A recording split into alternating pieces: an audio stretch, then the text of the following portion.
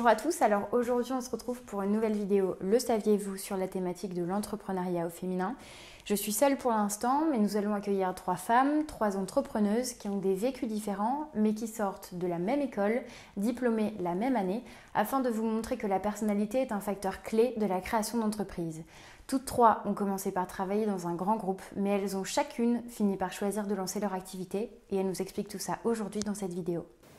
Donc comme je vous le disais juste avant, aujourd'hui on a décidé de mettre en avant l'entrepreneuriat au féminin et pour ce faire on a décidé de faire appel à 3 entrepreneuses qui savent de quoi elles parlent. Donc je vous présente Caroline Forest qui a créé Forest Team, Charlotte Blondet qui a créé Agent Codeco et Anne-France Bonte qui a créé AFB Partner. Donc je vais vous laisser un petit moment pour vous présenter et puis pour parler de vos activités. Alors je commence. Donc Caroline Forest, moi j'ai fait IESEG, comme nous 3, et j'ai 25 ans d'expérience en distribution textile, autour des métiers, tout autour du produit. Et puis donc j'ai créé fin 2019 Forest Team, qui est une nouvelle marque de vêtements pour seniors. Des vêtements qui sont à la fois élégants et pratiques, parce que notamment fermés par des aimants. Comme ceci, je fais la démonstration en même temps. Et donc, qui s'adresse aux seniors pour qu'ils gardent le plaisir de s'habiller à tout âge. Merci beaucoup. Donc, moi, j'ai créé l'activité d'agent commercial indépendant spécialisé dans les produits de décoration haut de gamme. L'idée étant de proposer des produits luminaires, tapis, mobiliers à des prescripteurs que sont des architectes d'intérieur, décorateurs. Et j'interviens sur la région des Hauts-de-France, la Normandie, la région parisienne et la Belgique. Merci beaucoup Charlotte. Et donc moi, AFB Partner, j'ai créé cette société il y a 5 ans. Et en fait, l'idée de cette création, c'est d'apporter des ressources humaines et du coaching professionnel plutôt dans la cible des PME qui généralement n'ont pas de service RH ou ont peu d'interventions de coaching. Et mes interventions, c'est partout en France, mais aussi à l'étranger, puisque je peux travailler en visio. Donc j'ai des clients qui habitent à l'étranger, en Angola par exemple, où j'ai déjà vu aussi en Espagne ou en Roumanie. Et donc mes services, c'est vraiment d'être en temps partiel en ressources humaines dans l'entreprise.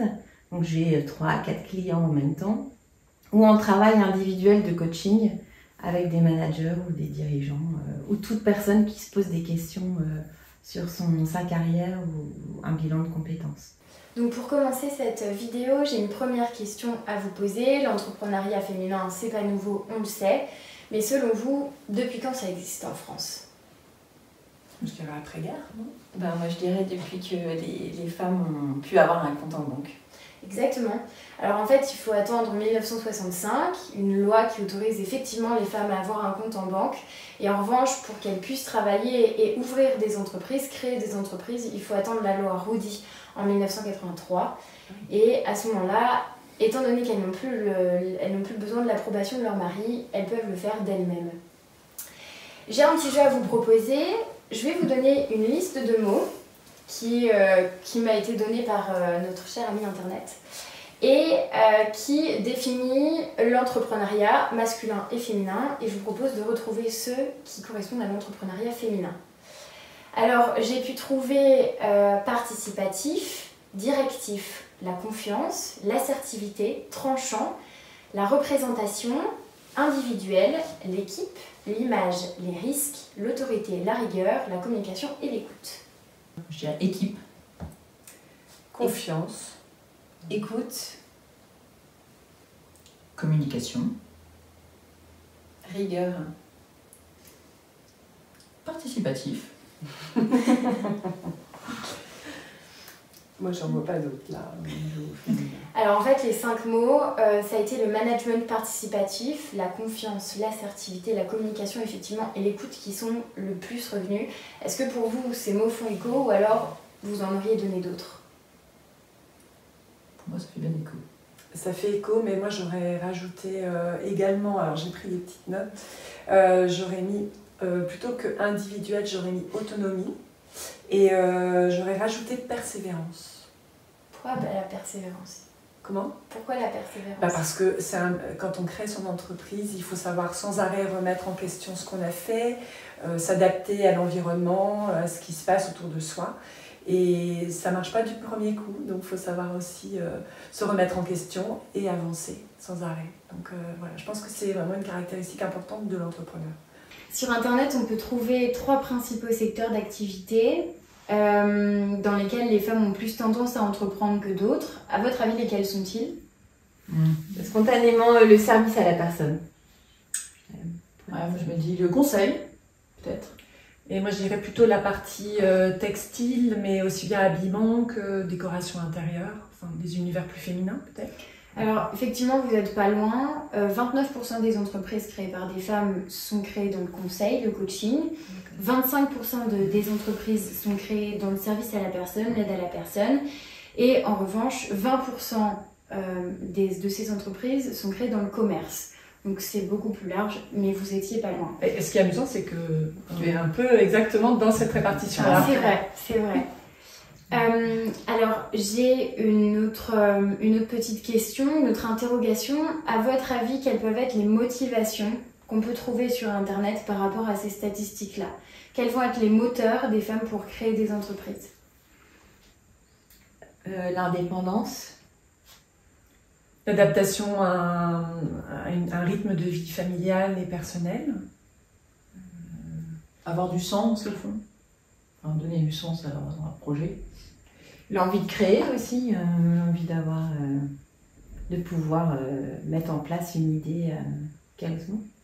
Moi je dirais aussi, et à titre personnel, c'est ne plus avoir envie d'être dépendante d'un responsable hiérarchique, de ne pas devoir demander des congés, voilà, enfin, avoir vraiment une maîtrise de son emploi du temps et des décisions que je peux être amenée à prendre, ou que les femmes ou les entrepreneurs peuvent être amenés à prendre. Se sentir libre, autonome, et puis ça peut être aussi peut-être se challenger. Voilà, un peu plus aussi. Alors effectivement, vous les avez tous dit, toutes ces motivations effectivement sont celles-là. Il y en a juste une supplémentaire mais qui est commune, que ce soit l'entrepreneuriat féminin ou masculin, c'est l'augmentation de revenus potentiels. Bon, ça il faut un peu de temps pour y arriver par contre. Ce que j'allais dire, c'est pas immédiat. Oui, en tout cas, voilà, vous les avez toutes dites. Cette question va plus s'adresser à vous, Caroline. Il a été montré que 10% des entreprises qui étaient innovantes ou alors créées dans la tech étaient dirigées par des femmes. Alors, étant donné que votre modèle économique est un petit peu plus innovant, j'ai cette question à vous poser. Est-ce que vous pouvez nous expliquer en quoi le fait de créer une entreprise innovante, c'est plus compliqué? Je pense que ce qui est le plus compliqué, c'est de trouver les financements. C'est parce qu'on n'a pas tout de suite retour sur investissement direct qu'on doit développer l'innovation. Donc il faut aller chercher des financements, il faut aller chercher des subventions. Donc tout ça c'est plus compliqué derrière. Et voilà, je pense que et quelque part c'est encore plus compliqué pour une femme parce qu'elle va vouloir être... elle a un peu toujours le syndrome de l'imposteur entre guillemets. Et donc pas oser aller chercher ses financements et oser chercher de l'argent sans avoir le résultat déjà, sans montrer que oui, ça va marcher, oui, ça va fonctionner. Et donc ça, je pense que c'est moins féminin. Et par rapport à ça, j'ai une dernière question à vous poser, un petit peu plus délicate, on va dire, par rapport au financement de vos entreprises. Vous, par exemple, vous trois, comment est-ce que vous avez fait pour financer vos entreprises ? Vous, en partant du postulat de base où vous n'avez rien ou très peu, comment est-ce que vous avez fait? Alors, je me permets, moi c'est une société de service, donc en tant qu'agent commercial, j'ai besoin d'une voiture et d'un ordinateur, donc mes frais sont limités. J'ai eu l'opportunité de bénéficier des allocations Pôle emploi, ce qui m'a permis d'amorcer ma démarche de création d'entreprise en étant avec une rémunération parallèle. Ensuite, moi, j'ai pas cherché forcément des financements complémentaires. Par contre, je peux dire qu'il y a quand même beaucoup d'organismes qui accompagnent aussi les créateurs d'entreprises. Et si c'est pas financier, c'est un soutien sur des compétences, sur des accompagnements, des motivations, comme des associations comme Force Femmes, comme moi je suis suivie par le système Starter de la BGE, donc des Hauts-de-France. Il y a également des organismes comme la VARAP, enfin tout ça qui soutiennent et qui accompagnent. Voilà. Oui, là c'est plus du soutien humain voilà, que financier. C'est ce qui m'a concernée, moi, personnellement. Moi aussi, à titre personnel, mes fonds, c'est des fonds que j'ai mis à titre personnel dans la société. Maintenant, c'est ma deuxième expérience de création d'entreprise. Donc la première fois que j'avais créé, en fait, je m'étais appuyée sur le système bancaire. Donc c'était avec un partenaire bancaire que j'avais monté ma société et j'étais associée à ce moment-là. Et donc c'était aussi des fonds privés. Maintenant, il existe une pléthore d'organismes qui aident et je pense que c'est surtout pas la création d'entreprise ne doit pas être un frein par le côté financier. C'est d'abord créer et avoir son idée et s'ancrer sur son développement par rapport à son étude de marché. Et c'est seulement après, quand l'idée elle est bien, qu'il y a un squelette, qu'on va chercher les finances et qu'on va savoir convaincre. Pour moi, c'est vraiment une deuxième étape, cette recherche de financement, et c'est pas la première étape avant tout. Et finalement, cette étape de financement, elle est plus facile que ce que l'on pense. Parce qu'en effet, il y a pléthore d'aides, voilà. Donc il faut y aller, et une fois qu'on est convaincu de notre idée, donc je te rejoins dans ce que tu dis, il faut être vraiment avoir voilà, son produit, son idée, et puis quand on est convaincu soi-même, on arrive beaucoup plus facilement à convaincre les banquiers, enfin voilà, les différents partenaires. Ouais. Moi, pour mon cas de financement, j'ai en effet de l'apport personnel, j'ai ensuite du prêt bancaire, j'ai du prêt participatif par des structures telles que France Active, etc., qui donnent également les garanties.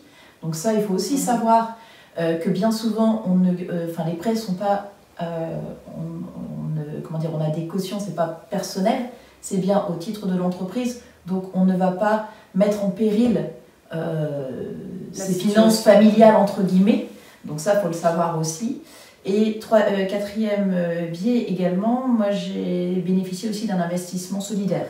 Donc par des clubs d'investissement derrière. Donc c'est des petits montants, mais c'est aussi quelque chose qui permet d'avoir un associé aussi, même si c'est vraiment à une faible portion. Et puis au moins d'avoir un financement aussi en capital. Est-ce que je peux rajouter une chose sur on parle beaucoup de l'aspect financier, mais pour moi le soutien de l'environnement familial ou réseau professionnel, ça aussi c'est vraiment pour moi un apport capital qu'on ne mesure pas financièrement, mais qui est essentiel pour réussir.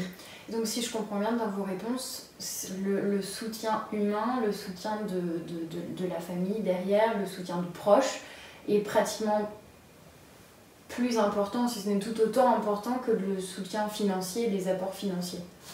Oui, pour moi il faut avoir les deux. C'est-à-dire que... Et puis en fait, finalement c'est quand même complètement différent. Il faut vraiment bien réfléchir son projet et après aller chercher les financements. Et quand on continue à développer son projet, c'est aussi avoir, parce que avoir de l'aide extérieure pour prendre du recul. Que ça soit à la fois par rapport aux décisions qu'on peut prendre, etc., mais aussi par rapport à sa posture d'entrepreneur, entre guillemets, où il y a des hauts et des bas, et donc c'est bien d'avoir un soutien derrière, et quelqu'un qui parfois nous aide à prendre du recul parce que on a souvent la tête complètement dans le guidon. Ouais, ou type conseil stratégique, tout à fait. Petit groupe d'accompagnement qu'on voit une fois par trimestre ou une fois par semestre, mais ça c'est précieux aussi.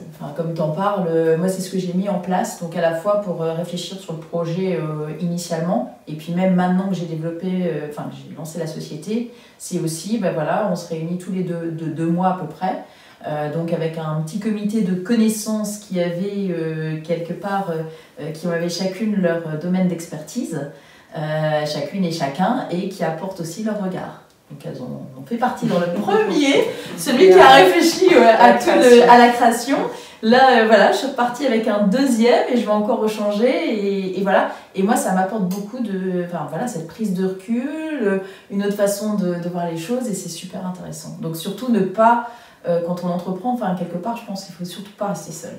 C'est vraiment ce que tu disais. La solitude du dirigeant, c'est compliqué, ça. Et donc, on a pour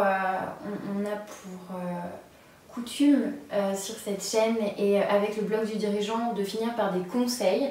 Donc, est-ce que vous auriez des conseils à donner à des entrepreneurs ou des entrepreneuses qui voudraient se lancer? Quel serait vraiment votre premier conseil à donner? Déjà, moi, je pense qu'il faut y aller parce qu'on n'a qu'une vie, que si on a l'envie, on peut faire bouger des montagnes. Et donc, c'est important d'aller jusqu'au bout de son projet pour se dire au moins j'aurai pas de regrets. Voilà. Moi, en tout cas, si je l'ai fait, c'est vraiment dans cette optique-là. Parce que ça reste une expérience très enrichissante, quelle que soit l'issue, et que tout ce qu'on a appris, on pourra l'utiliser toutefois dans d'autres projets professionnels par la suite. Donc c'est que du positif. Et ça donne une visibilité aussi professionnelle. Ça montre qu'on est capable d'innover, d'inventer, de se remettre en question. Et franchement, en entreprise, on le fait peut-être moins. Voilà. Ouais, oser réaliser ses rêves, enfin, pour moi c'est vraiment une clé majeure quoi, de la vie. Et en entreprenant, le champ des possibles, il est juste sans limite, quoi. C'est juste des idées, comment ça peut se mettre en place, on interfère avec d'autres, et puis derrière, on va chercher les moyens de réaliser. Donc, avoir l'audace d'y aller, quoi. Et bien s'entourer. Tout à fait. Ouais, c'est le oser, alors là complètement, puissance 10, on n'a rien à perdre. Parce que de toute façon, on est tellement... je trouve que l'entrepreneuriat est vraiment une super expérience, c'est hyper challengeant, hyper apprenant, parce qu'on est obligé d'aller dans nos domaines d'inconfort. Que peut-être en entreprise, on est beaucoup moins obligé. Mais là, comme on est pratiquement tout seul à tout faire, il faut qu'on aille dans des domaines d'inconfort et on apprend énormément. On se challenge énormément et finalement, on se rend compte qu'on est capable de faire des choses qu'on ne penserait pas être capable du tout. Et donc, je pense que même si quelque part, ça ne se finit pas super bien, entre guillemets, on aura beaucoup plus appris par cette expérience que si on était resté dans notre job avant.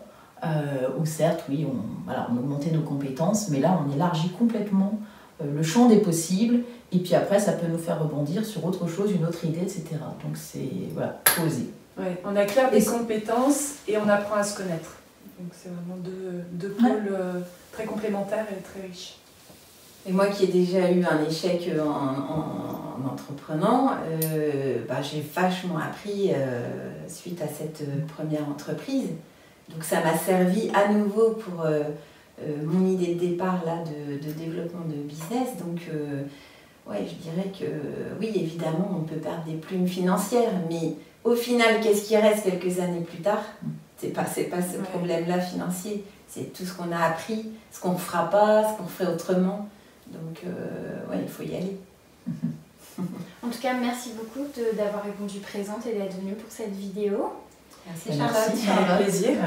Et puis, d'ici là, si vous avez d'autres questions, vous avez les réseaux sociaux en barre d'informations et le blog du dirigeant avec ses nombreux articles. N'hésitez pas à nous contacter. À la prochaine. Salut!